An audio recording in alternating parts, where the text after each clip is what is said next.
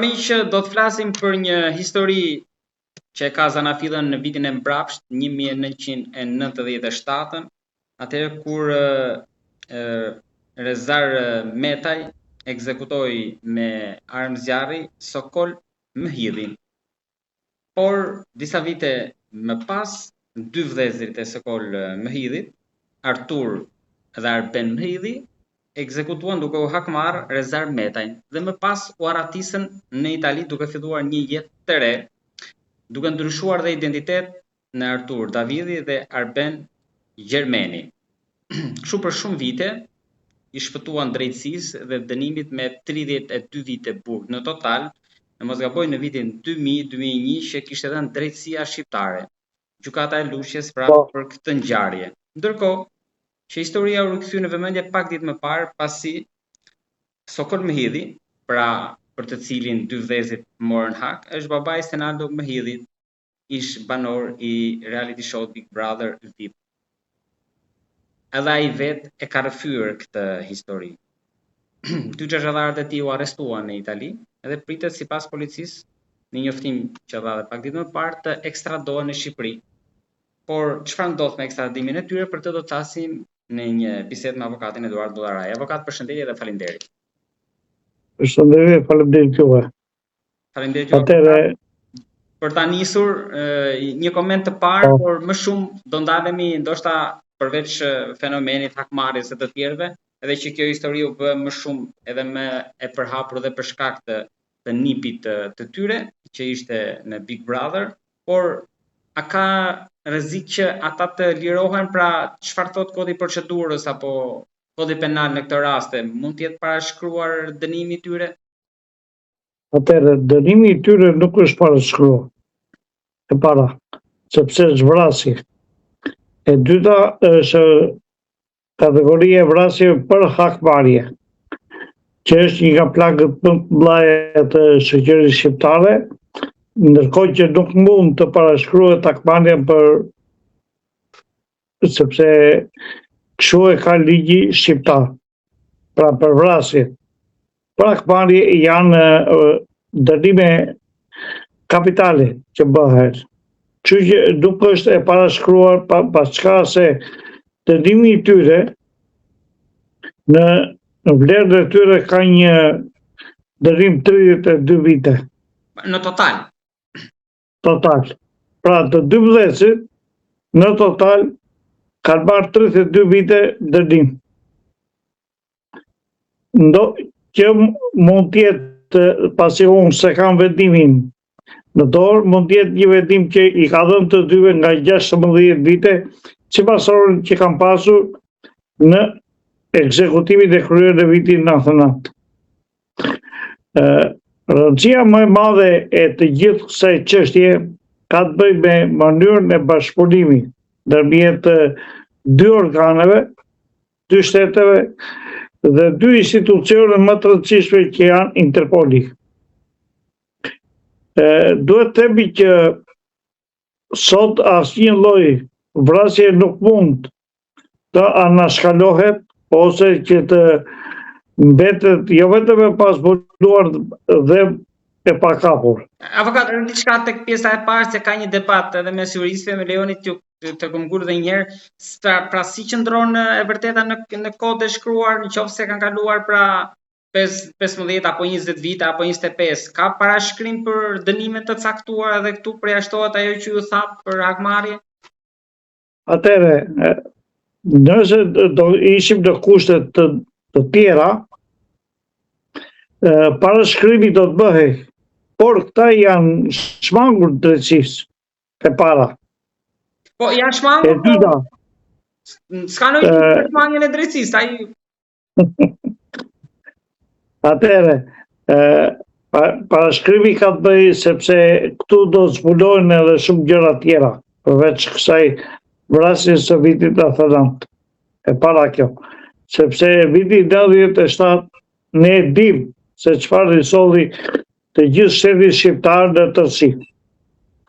Dhe mjafton që të dali vetëm një element i ri nga vrasjet ose nga mënyrat se si ka qenë roli këtyre, dhe shtohen, në fund fare, shtohen të gjitha plagët e vrasjes, të një konsumimi të vepre penale.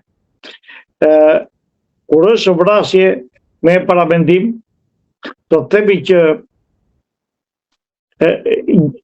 parashkrimi është 25 vjet për një vrasje me paramendim kur kanë kaluar dhe një periudhë e gjatë kohore dhe kodi i procedurës penale ka ndryshuar disa herë, për sa i përket. Sot jemi në kushtet kur ata do paraqitet duhet të ekstradohen njerë nga Italia dhe nuk po të bëhet lirimi i tyre. Po mundet që nëpërmjet Italisë pra duke qëndruar atje nëpërmjet normalisht përfaqësuesve ligjor që njohin çështjen edhe ligje, legjislacionin më mirë ta bëjnë që atje këtë pjesën që të debatit për parashkrimin apo nuk e kemi pra nuk kemi unifikim të legjislacionit, vende kanë ndryshe nga një tjetër. Sigurisht, e para dhe e dyta, ngjarja ka ndodhur në Shqipëri dhe është hetuar në Shqipëri, ka kohë që kërkohet nga institucionet shqiptare kjo ngjarje për të gjykuar dhe njerë dhe SPAK-u ka investuar mjaft për gjetjen dhe kapjen e këtyre dy vëllezërve. Nuk ishte lehtë kapja e këtyre dy vëllezërve. Dhe nëse do ishim në kushtet kur ta mundet që të faleshin ose të parashkruaj vendimi i dënimit të tyre, nuk ishte pse kërkoi nga Interpoli si dy element mjaft të rrezikshëm, ashtu siç mund kërkoi dhe nga SPAK-u sepse brenda mund të ketë edhe ngjarje të tjera të cilat ne nuk i dim sot. Çfarë mund dali nga hetimet që do të kryhen nga viti i mbrapsht i 97-s. Dhe cilat ishin arsyet dhe motivet e vrasjeve.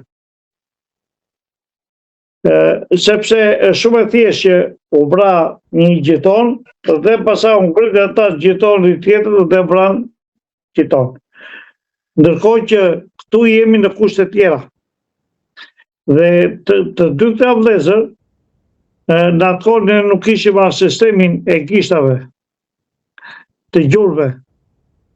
Dhe ka qenë e vështirë kapja dhe arrestimi i këtyre dy vëllezërve. Italia nuk mundet sado që ata mund të kërkojnë sot që gjykimi të zhvillohet në Itali, por nuk mund të zhvillohet në Itali ky gjykim. Ky gjykim do zhvillohet në Shqipëri, ata do rikthehen në Shqipëri, do të hapet gjyqi dhe njerë nga e para për çështjen e tyre dhe do marrin dënimin e ri. Pra, do hapet apo do jetë thjesht formalitet në seancë që është filani ky dhe Fisteku ky dhe për këtë vendim që është dhënë tani do nisin vojtjen e dënimit apo do rihapet, sikur e thatë ju? Jo, atëherë edhe një herë. Vojtja rihapet duke qenë se është zhvilluar në mungesë. Sigurisht, zhvillimi në mungesë ka sjellë shumë anksi. E para, e dyta, ekstradimi i tyre do japi këtyre vlerësimin e masës, arrest me burg. Pastaj do shikohet i gjithë fashikulli që është i dënimit të këtyre dhe do ta mund t'i komunikohet tyre vetëm dënimi dhe të vuajt dënimin, do ta mund t'i rihapet ose do ketë prova të reja për gjykim edhe një nga e para. Kjo varet nga niveli i avokatëve që do të kërkojnë që do mbrojnë këta dy shtetas. Sepse asgjë në sistemin e drejtësisë nuk është e prerë.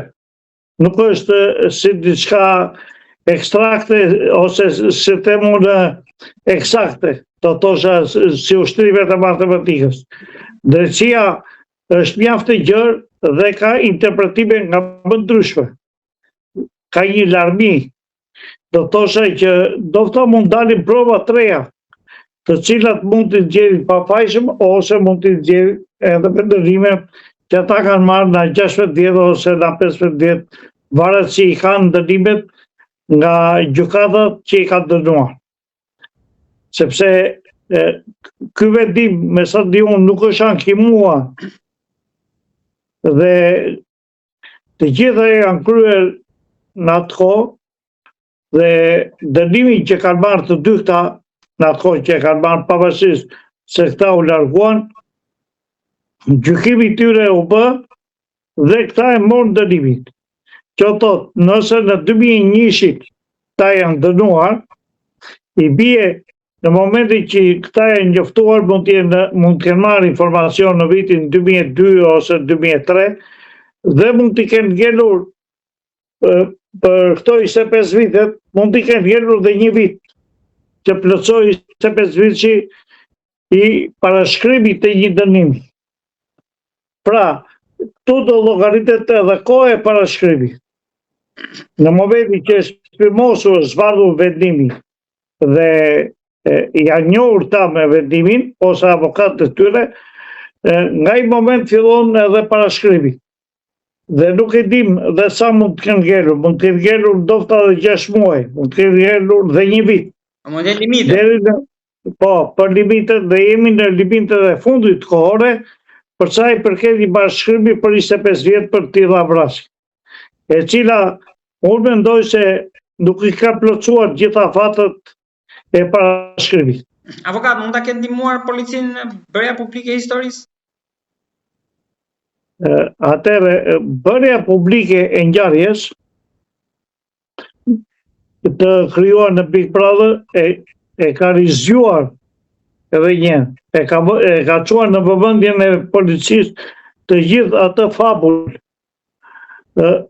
të asaj vrasje të rënd të ndodhur në Lushnjë dhe ata kanë nxituar pasaj për të parë të gjitha lidhje, komunikimet që mund të kenë pasur këta dy vëllezër në Shqipëri. Dhe në këto kushte që s'ka çdo lloj elementi që ne mund ta nënvlerësojmë është ndihmë për punojësit e policisë të timeve të cilët mund të kapin një diçka shumë të madhe se sa kjo. Pra, ngjarja e Big Brother e ka ndihmuar mjaft policinë për të vajtur tek gjurmët e këtyre dy vëllezërve. Pra ka ndikuar për keq bërja publike. Sigurisht. Përveç anës historike, ka ndikuar dhe në zbulimin dhe kapjen e këtyre dy autorëve. Prandaj, ngjarje të tilla ose mbahen të vdekura për 40 vjet, ose në momentin që fillon dhe rikujton, nuk di afatet e parashkrimit dhe mbetesh në rrjet. Ndërkohë që mund të kenë probleme edhe me autoritetet italiane, përsa i përket ndoshta falsifikimit të identitetit.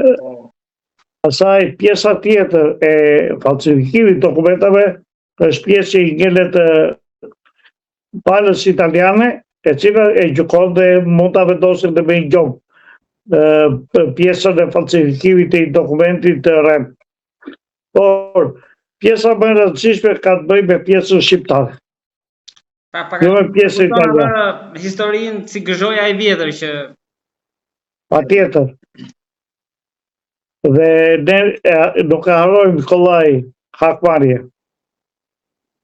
Prandaj është e vështirë tek ne vesi dhe i hakmarrjes.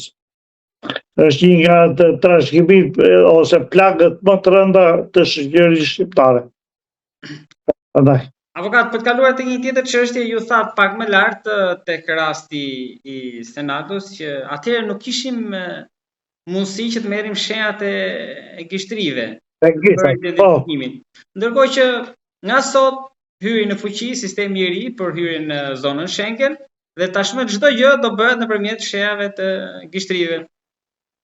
Po si do funksionojë kjo? Duhet kemi parasysh me këtë. Atëherë për një siguri më pjen në rrethin e Schengenit, Europa dhe Interpoli dhe policia ndërkombëtare që është krijuar ka njoftuar vazhdimisht për ndryshimin e disa rregullave të qëndrimit dhe të kalimit të për gjithë Schengenit. Tu preket edhe Rumania dhe Bullgaria, të cilat janë pjesërisht pjesë e Schengenit. Heqja, ose do të thosha për shembull sistemi hyrjes tashti në Schengen, ka të bëjë me një kërkesë e cila do të qohet nëpërmjet një emaili. Dhe ata, mbasi bëjnë miratimin, do paguash ka një pagesë 7 euro, e cila do paguhet dhe kjo në llogari dhe bëhet miratimi i cili ka një afat 3 vjeçar. Pra për të bërë kërkesën për të kaluar brenda 3 viteve ti mund lëvizësh në Europë i lirë edhe nuk bën kërkesë të dytë. Por pa bërë këtë kërkesë nuk duhet drejtohesh për në aeroport. Jo, nuk mund të futesh në aeroport pa pasur këtë lloj dokumenti. Pastaj është e dyta që ka të bëjë për gjithë udhëtarët, shqiptarët, Kosovës e gjithë, që do bëhet heqja e vulave. Dhe heqja e vulave ka të bëjë me një siguri tjetër, që dokumenti është apo s'është i aftë, po dhe kalon në për sistemet ndryshme. Ky lloj dokumenti, që është i digitalizuar. Kështu që dhe kjo është një risi e re që deri dje ne i vendosim ose i vendosim në gjitha pikat e kalimit vendosim një vizë e cila ngjitej ke pjesa e pasaportës. Kjo nuk do bëhet më. Nuk është më kjo. A është elektronike gjithçka tani? Po, tash është gjithçka elektronike dhe kalon në mënyrë të lirshme në pikën e kalimit kufirit, nëse merr këtë autorizim nga Komisioni Qendror i Policisë të Interpolit, të cilë e ke për 3 vjet. Nuk ndryshon në rregulli për të qëndruar 90 ditë për 180 ditë pjesës së qëndrimit të Schengen, por kjo më tepër i jep siguri të gjithë që kalojnë në një filtër. Pra edhe këtu bëhet diçka për sigurinë, sikur folëm pjesën e parë të emisionit. Patjetër, pra këtu ka një siguri të dyfisht, se pa marrë këtë autorizim nga qendra e Interpolit nuk mund të vesh në pikën e kalimit kufirit për të kaluar. E cila, ashtu siç e thash, ka i vlerë 3 vjeçare. Po ka një problem këtu avokat, sepse tani si ta bëjmë në rast se kemi një të smur, një kemi në urgjencë, shkojmë në Greqi, në Itali, puna është spret puna për emailin. Atëherë, në momentin që hyri rregulli, çdo qytetar mund të pajiset që sot për këtë dokument dhe e mban në xhep për raste gëzimi dhe i dhërimi. Po, saktë. Nuk mund parashikohen i dhërimi, po. Pra, gjithsoj si ti dëshiron të ikësh në Greqi, por nëse pasaporta juaj nuk është e vlefshme, nuk mund të ikësh. Çdo lloj halli që ti mund të kesh. Saktë. Nëse pasaporta juaj i ka skaduar afati, nuk mund të ikësh në Schengen ti të futesh sepse do t'ikë. Ndërkohë që duhet të kisha marrë masat përpara. E njëjta gjë është edhe me këtë autorizimi. Pra ti që sot aplikon me këtë autorizimin dhe mban xhep për 3 vjet. Po njëkohësisht del edhe atje që të është miratuar kalimi për Schengen. Pra janë disa rregulla që njeriu mësohet me kulturën perëndimore dhe duhet i paraprit çdo lloj të mirë dhe të keqe për të vizën. Ashtu siç aplikon për pasaportë ndërkombëtare, të aplikojë dhe për të autorizimin ndërkombëtar. Ka ndonjë që duhet t'i kujtojmë ose të kemi parasysh në një kategori me risk në këtë rast që mund t'u vim në ndihmë? Atëherë ka një link që ka dhënë Bashkimi Evropian për aplikimin me autorizimin për Schengen. Dhe nga ky linku ti bën kërkesën dhe pajisësh me dokumentin përkatës. Kështu që ligu është e gjeta gjë mund t'ja kërkosh. Normalisht duhet të plotësosh ku do shkosh, sa do qëndrosh, etj. Jo, nuk ka rëndësi, mjafton që ti thuash atje ka disa kritere, ajo bëhet për sigurinë tënde. Pra nëse dje ike në Itali, po s'ike në Gjermani, ndërkohë që në Gjermani kishe probleme. Tani jeni sistem në gjithë Europën që shikojnë... Tani je në sistem dhe i koduash nëse ke problemin në një shtet të Bashkimit Evropian, ti nuk të jepet kjo lloj leje. Lëvizu. Avokat, duke qenë se jemi në këtë bisedë, po përfitoj duke u pyetur edhe për 2 çështje tjera që janë sensitive. Së pari, ju si gjykoni avokat këtë nismën e mbledhjes së Këshillave të Bashkuar që ndërmori kryetari i Gjykatës Lartë Sokol Sadushi? Tani kjo po bëhet për popullin e thjesht, për qytetarët që ju jeni çdo ditë në dyert e gjykatave të prokurorisë, që për arrestimet nga vepra nga më thjeshta deri nga më ndoshta të dyshimta që mund të gjykohen liri apo në masë shtrënguese arresti me burg, apo po bëhet për 2-3 vipa që janë i qeli nga këta të mëdhej për t'u hapur dyert? Atëherë gjithmonë çdo lloj lëvizje që bëhet nga lart bëhet me qëllime të fshehta. E para, nuk bëhet për qëllime dashamirëse për gjithë popullin.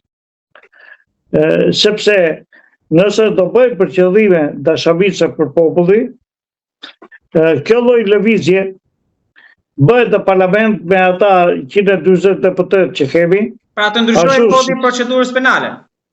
Ashtu si që kemi ne atë kodin që ka filluar të ndryshohet çdo ditë nga pak. Është harënuar mëse. Pra do të themi që nuk janë të mira këtë lloj nismash. Këto flasin për populizëm, por brapa kanë një tërëzim dhe një hile e cila mund t'i lehtësoj një pjesë të këtyre vipave që janë brenda qelive të burgut. Avokat, kam edhe diçka tjetër, duke qenë se ju keni folur më përpara, edhe me erdhi ndërmend pyetja, në fakt tani nuk është se kisha planifikuar për shkak se kemi drejtorin e ri të policisë, edhe ju në bisedat e mëparshme që edhe ne kemi zhvilluar, kemi folur për drejtorët që kanë shkuar, që kanë ardhur me afate, me ultimatume për zbardhje çështjesh të caktuara. Në fund ata kanë ikur, kanë fituar dhe gjyqjet, çështjet nuk janë zbardhur, duke kaluar nga njëra dorë tek tjetra, tani janë në dorën e Skënder Hite. Por ju keni folur tek emisioni Odeta Dumes për rastin e Vlona Matës, po dhe për Evis Martinaj. Tani, mendoni që ky drejtori i ri do çojë në hap përpara për këto histori që kanë mbetur të pazbardhura? Apo edhe ai do jetë deri për zgjedhjet edhe siç është historia që asaj s'do ta përfundojë mandatin? S'do i shkojmë mendje për këto? Atëre, të radhë bën një ndryshim i ri në mënyrën e mbërrimit të drejtorit përgjithshëm. Por ky drejtor i përgjithshëm u mor po nga i brum. E para, që neve të vemi në një polici pavarur, jo politike, jo e komanduar nga politikanët, duhet që të vendosim disa kritere për rekrutimin e policisë, për një riorganizim në themel të policisë, për rritjen në një shkolle profesionale policore, ashtu si që ka Bashkimi Evropian. Jo me kurse. Dhe nëse ne do vendosim dhe një status për të gjitha policë, i cili nuk duhet televizi sa herë ju bën një politikan dhe s'bën një politikan. Por, të vendosim rregulla që ky drejtor policie duhet ta marrojë mandat, sepse në të kundërt shteti ka pasojë të rënda, ka ekonomike dhe politike, ka dhe sigurie. Dhe nëse ne do të marrim të mirëqen që ky do t'i mbaroj 5 vite që ka si drejtor policie, unë e kam të vështirë të them që ky do zbardhi shumë ngjarje.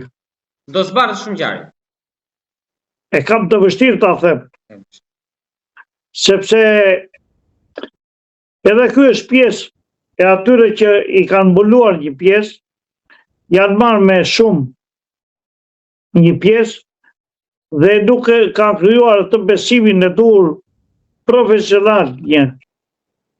Pastaj të themi atë besimin e dur tek populli. Por nuk kanë një besim sepse ngritja e këtyre nuk ardhur me shkallë. Është një ngritje e ardhur në mënyrë me katapult. E sponsorizuar. Pra nuk ka vjetërsinë e punës e para. Nëse ky do mbaroj 5 vjet si drejtori i përgjithshëm, ku do iki? Do dali përsëri shef komisariati apo do iki drejtor policie në Iqak? Në akademi atje është bërë si bunker. Pra, asgjë nuk është përcaktuar në ligj nëse ky e mbaron mandatin. Pra ky hiket në maj piramidës policisë dhe mbasi mbaron mandatin, ligji duhet ta kishte caktuar shumë që ky del pension. Nëse mbaron mandatin e rregullt si polic ose si drejtor i përgjithshëm i policisë, i cili duhet ketë edhe disa vlera tjera, gjë që ky nuk ka pasur, i mungojt, se i ka ligji madh. Që thotë që dhe vendosja e këtij vetëm ishte një fasad, dhe fund fare, ne shohim përsëri një polici që do të jetë përsëri politike, jo një polici profesional. Do lëvizi përkohësisht një pjesë e drejtorëve policive sipas interesave pa kritere, sipas interesave të drejtorit përgjithshëm, ashtu si do lëvizi dhe një pjesë e shefëve të komisariatit, por pa kriter. Vetëm me vullnetin dhe dëshirën e drejtorit përgjithshëm. Kjo e dëmton nga polici. Pra nuk keni besim që edhe këto 2 ngjarje mund të zbardhen një ditë? Jo. Vetëm rastësia mund t'i zbardhë këto 2 ngjarje. Jo ana profesionale. As rretimi i thelluar i këtyre inspektorëve të krimeve që kemi në komisariat e policisë. Po, avokat, për te impenjimit të policisë, ju vetë kush mendoni që nga të dyja ndoshta mund të ketë një dritë fund tunelit më shpejt? Unë po them që një dritë tuneli mund të ketë vetëm ajo Ervis Martina. Vetëm ajo. Po babai i tij tha që atë djalin ma vran, tha. Ajo është një shprehje e babait. Pro, fakt nuk kemi. Ashtu si kur rasin tjetër, nuk kemi as provë as fakt. As provë as fakt. Që dyja janë në futur në një mister dhe vetëm rastësia mund t'i zbuloj. Këto deklaratat e tjemës këto kohët e fundit, 2 muajt e fundit, i keni ndjekur si janë dukur? Janë emocionale. Nuk kanë asgjë të vërtet brenda. Asgjë të vërtet? Jo. Se kështu e rrezoni kështjellën, prandaj atë që ajo ka ndërtuar. Edhe një. Unë e kam thënë dhe sepse unë e kam trajtuar atë çështje që fillim fare. Po prandaj u pyes, ju keni qenë tek Odeta për shumë emisione që keni trajtuar. Dhe po them që rasti i Lorna Matës është një rast i veçantë tek ne, kur në ato moment e para mund të zbuloj. Tërsa sot është vetëm rastësia, thash, mund ta nxjerrë mbi ujë Lorna Mata. Vetëm rastësia. Vetëm rastësia. Po tek deklaratat e nënës, ku mendoni që nëna gabon? Shikoj, nëna ka gabuar që fillim. Jo sot, po që të fillim. ka gabua. Dhe nëna ka shërtitur televizion, por nuk ka vajtur këj gjurmën. Vetëm ka bërë gjurmën. Po te babai, keni dyshime sepse s'është bërë asnjëherë publik? Patjetër. Atëre, unë e kam thënë dhe ke ju më duket, por e kam thënë në emision tjera që njërë bashkë këtë çështje, kjo është babai, atëre, babai është një nga elementët. Babai dhe motra e babai. Po, motrën po më shumë tek babai është ideja që ai është prindi, se motra një shkallë më larg. Jo, ata janë bashkë, se janë rritur bashkë atje. Motra e babai dhe Blona. Do me thënë fakti që thoni këtë, nuk kuptoni që babai tani është shiti vetë, se... Atë nuk mund ta them se nuk ka qenë prezent. Po. Por rrethanat flasin diçka tjetër. Që? Flasin që dhe motra e babai, thosë babai di diçka. Biblon. Pra ajo që u rikthye jo Vlora, historia, ishte njëri këtu atje, një moshuar është një fortunë gotë, që u rikthye para... Jo, ajo është kot fare. Të gjitha këto janë kot. Avokat, ka ndonjë që për mendimin tuaj e mashtron nënën, pra e gënjen me sinjale të tilla? Jo, vetëm i vjen mirë kur e gënjen. A e bën me vedi e thua, gjithë edhe daljet e rikthimin e herë në media? Nëna si vjen mirë kur e gënjen. Kur i thonë që e pam këtu, e pam atje. Ju kujtoni diçka që çfarë i keni thënë gjën më të fortë asaj, se keni pas përballjet me të në emision? Atëherë unë kam pasur edhe kliente, jo përballje, po e kam pas kliente që kërkoj ndihmën time dhe në kohën e parë, do të thosha në atë kohë kur sapo humbi Blona, në 3 pikat që ne dyshonim duhet shkoj për të bërë verifikime. Nuk u bërë asnjë ato verifikime. Duke mos u bërë ato e lanë kohën që tërse dhe zhurma të bëjë e madhe dhe pasaj pjesa tjetër është pjesë mediatike për të marrë me këtë çështje, por e vërteta është që halla ka një element. Pra, për ta mbyllur avokat, po më thoni që edhe ju ndarjen me temën e Blona Matës nuk e keni pasur të mirë, me sa po kuptoj, për këtë çështje. Jo, nuk është se nuk e kisha të mirë, e kisha shumë mirë, por udhëzime, këshilla... Nuk mirë nga ato treja që ju thatë. Shiko, udhëzimet dhe këshillat që ne dhe rekomandimet që ne i jepshim, ajo nuk i mori asnjë parasysh. Kjo ishte. Ajo ecë drejtim tjetër dhe i thoshim ecë drejtim tjetër. Avokat, babajën e keni takuar ndonjëherë ju? Jo. Babai ku qatë ditë. I ku qatë? Ditën që ka humbur Blona dhe babai iku dhe nuk u pan më. Pra nuk janë pjesë, babai nuk është më pjesë e medias. Kjo është një histori që do vazhdoj, uroj që të ketë një fund lumtur, po vështirë. Fundi është i lumtur, por vullneti nuk është i dur. Avokat, unë të falenderoj shumë për çështjet që trajtuam. U bën disa çështje, në fakt e nisëm për 2 sigur folëm, por problemet e historitë tona janë të shumta, edhe dita ditës rikthehen, por ashtu si flak kashte dhe fiken shpejt më pas, si çdo gjë këtu vjen 3 ditë zjat.